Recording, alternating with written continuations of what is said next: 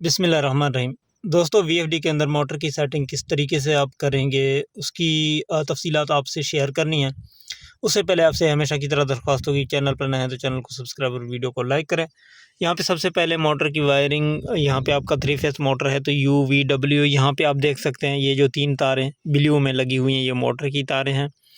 You V W proper आपने यहाँ से आपने तारें लगानी हैं, इधर उधर आपने तारें बिल्कुल भी नहीं लगानी। यहाँ पे यू वी डब्ल्यू और मोटर लिखा हुआ है, यहाँ पे आपने मोटर की कनेक्शन करनी है। और कनेक्शन करने के बाद अब सेटिंग आप किस तरीके से करेंगे, जहाँ तक सेटिंग में मोटर का ताल्लुक़ है वो मैं आपके सामने एक एक करके रखूँगा। यहाँ पे वीडियो को आखिर तक सुनें, आपको इन्फॉर्मेटिव लगेगी। यहाँ पे प्रोग्राम बटन दबाते हैं। अब यहाँ पे आप मोटर की सेटिंग करने के लिए सबसे पहले प्रोग्राम बटन दबाने के बाद P2 की सेटिंग में आ जाएँ। यहाँ पे ये पैरामीटर जो है ना, ग्रुप जो है, ये मोटर की पैरामीटरिंग ग्रुप कहलाती है P2 डेटा एंटर। P2 पे डेटा एंटर करने के बाद कुछ इस तरह का इंटरफेस आपके सामने आएगा, यानी कि P200। अब यहाँ पे P200 की सेटिंग के बाद यहाँ पे P201 करके आप डेटा एंटर करें। यहाँ पे आपकी मोटर की रेटेड किलोवाट आपने दर्ज करने हैं। ये जो आपको 0015.0 मिलता है, इसका मतलब ये है कि यहाँ पे 15 किलोवाट सेट है, ठीक है। उसके बाद आपने P202 की सेटिंग में आना है। यहाँ पे आपने मोटर की हार्ट्ज़ सेट करने हैं, यानी कि फ्रीक्वेंसी सेट करना है। नॉर्मली हर मोटर जो है 50 हार्ट्ज़ की होती है, यहाँ पे आपको ज़्यादा करने की ज़रूरत नहीं होगी। अगर यहाँ पे आप देखते हैं कि कम है या ज़्यादा है तो आप यहाँ पे 50.00 यानी कि 50 हार्ट्ज़ पे करेंगे। आगे बढ़ते हैं जी। यहाँ पे P203 की जो सेटिंग है, ये आपके मोटर के आरपीएम हैं, मोटर की स्पीड है, ये भी आपने मोटर के हिसाब से रखना है। यहाँ पे आप देख सकते हैं, ये एक एक करके चीज़ें नोट करें, आपकी समझ में आ जाएंगी और आप बआसानी मोटर की सेटिंग कर सकते हैं। ये P203 की जो सेटिंग है मोटर आरपीएम है, ठीक है। आप कम ज़्यादा कर सकते हैं, अपने मोटर के हिसाब से आप रख सकते हैं, ठीक है। इससे आगे P204 बहुत ही इम्पोर्टेंट, मोस्ट इम्पोर्टेंट सेटिंग है। ये आपकी मोटर रेटेड वोल्टेज होते हैं। अब आपकी मोटर की नेम प्लेट पे कंपनी की तरफ से जितने वोल्टेज हैं आपने वो नोट करके यहाँ पे डालने हैं, ठीक है, P204 की सेटिंग के अंदर। अब इस तरीके से जब आप सेटिंग करेंगे तो आपकी मोटर की जो सेटिंग है वो कंप्लीट हो जाएगी। आपको ये शक या ये मसला नहीं होगा कि आपकी मोटर की सेटिंग इन्वर्टर पर नहीं हुई है, यानी कि आप बआसानी कर पाएंगे। यहाँ पे आप देख सकते हैं P205 की जो सेटिंग है, ये आपकी मोटर रेटेड करंट है, यानी कि एम्पेयर है। यहाँ पे आप दर्ज कर सकते हैं अपने मोटर के हिसाब से, या फिर आपने किलोवाट अगर सेट किए मोटर के मुताबिक तो ये ऑटोमेटिक यहाँ पे एडजस्ट हो जाते हैं, तो अलग से इसमें चेंजिंग की ज़रूरत आपको नहीं पड़ेगी। अब P2 के अंदर जितने पैरामीटर थे मोटर के हवाले से तो वो मैंने आपके सामने रखे हैं। 5 तक आपने सेटिंग करनी है इस तरीके से, जिस तरीके से मैंने आपको समझाया है। उसके बाद मोटर के लिए कुछ चीज़ें आपने P2 के अलावा भी करनी है। यहाँ पे P0 पे डेटा एंटर करें। P0 पे डेटा एंटर करने के बाद P011 में आ जाएं। यहाँ पे आपकी मोटर की जो फ्रीक्वेंसी उठने का टाइम है, यानी कि जब आप रन का बटन दबाएंगे 20 सेकंड यहाँ पे आपको देखने को मिल रहा है 0020.0। इसका मतलब है 20 सेकंड के अंदर 50 तक फ्रीक्वेंसी जाएंगे। अब इसको अगर आप कम ज़्यादा करेंगे तो टाइमिंग में टाइमिंग कम ज़्यादा होगी फ्रीक्वेंसी बढ़ने का, ठीक है। ये P011 की सेटिंग, ज़ाहिर बात है यहाँ पे आप अगर भारी कोई मोटर चलाते हैं तो 20 से आप ज़्यादा भी कर सकते हैं, 30-40 सेकंड पे। अगर आप कोई छोटी मोटर चला रहे हैं तो उसकी टाइमिंग को आप कम भी कर सकते हैं। ज़्यादातर मोनोब्लॉक्स पर ये 10 पे सही चलते हैं, क्योंकि 10 से अगर ज़्यादा होगी, 20 पे होगी तो पानी उठाने में मुश्किल होती है। तो ये आपने सोच समझ के सेटिंग करनी है। और इसके बाद P012 की जो सेटिंग है, ये स्टॉपिंग का फ्रीक्वेंसी जो स्टॉप होंगे या बंद होंगे, फ्रीक्वेंसी नीचे आ जाएंगे, वो टाइमिंग है। अब यहाँ पे जितने सेकंड आप सेट करेंगे उतने सेकंड के बाद यहाँ पे जो है ना बंद होगा। तो ये नॉर्मली दोनों आपने बराबर रखने, P011 और 12 दोनों को बराबर में रखना है, ठीक है। तो इसके बाद ये P013 की जो सेटिंग है, यहाँ पे 10 पे जो है ना फॉरवर्ड मोड पे है, और यहाँ पे अगर आप इसको 1 करके एंटर करेंगे तो रिवर्स मोड पे चला जाएगा आपका मोटर। यानी कि P013 की सेटिंग को आप मोटर की रोटेशन को चेंज करने के लिए इस्तेमाल कर सकते हैं। या तो ज़ीरो होगा या 1 होगा, तो इसमें तार चेंज करने की ज़रूरत नहीं होगी। आप यहाँ से मोटर की रोटेशन को कंट्रोल कर सकते हैं। उम्मीद करता हूँ ये आपकी समझ में आई होगी। तो बढ़ते हैं आगे। यहाँ पे P017 जो है ना, वो पैरामीटर रीसेटिंग का ग्रुप यानी पैरामीटर है।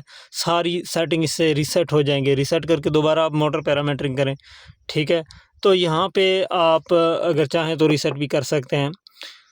तो इसके अलावा मोटर की कोई भी सेटिंग आपको करने की ज़रूरत नहीं है। मोटर पैरामीटरिंग आपकी हुई है। मोटर की प्रोटेक्शन के लिए जो ग्रुप है वो पीबी प्रोटेक्शन ग्रुप है। मैं आपको समझाता हूँ।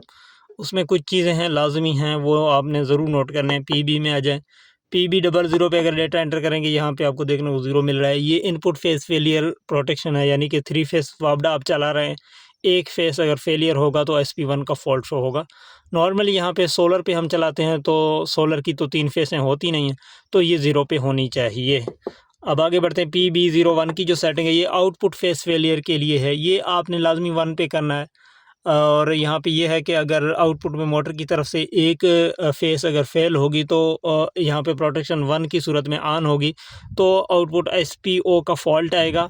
उसमें आपको पता चलेगा कि कोई तार जो है या तो गलत लगी हुई है या केबल में टूटी हुई है या मोटर में कोई मसला हो गया है। तो मोटर की सेफ्टी के लिए ये आपने PB01 की सेटिंग को 1 रखना है, ताकि एक अगर तार टूट जाए केबल में तो आपको फॉल्ट शो हो SP0 का, ठीक है।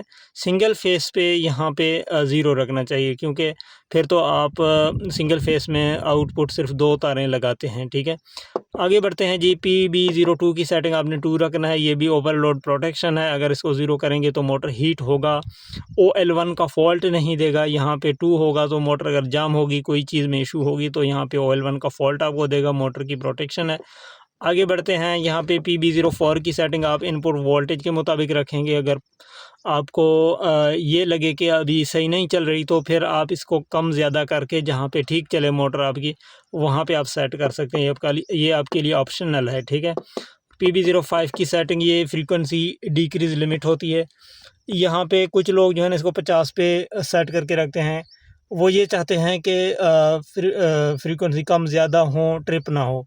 कुछ लोग इसको 0 पे रखते हैं। 0 पे फिर ये फ़ायदा होगा कि लो फ्रीक्वेंसी में, लो वोल्टेज में फिर नहीं चलेगा, यानी कि 50 से जैसे मोटर आपकी कम होगी, स्पीड मोटर की कम होगी तो ट्रिप कर देगा।